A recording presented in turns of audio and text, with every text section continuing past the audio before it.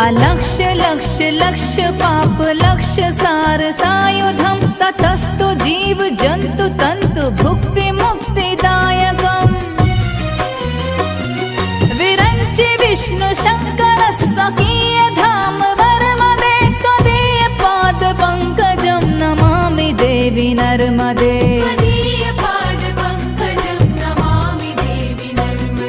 Namami Devi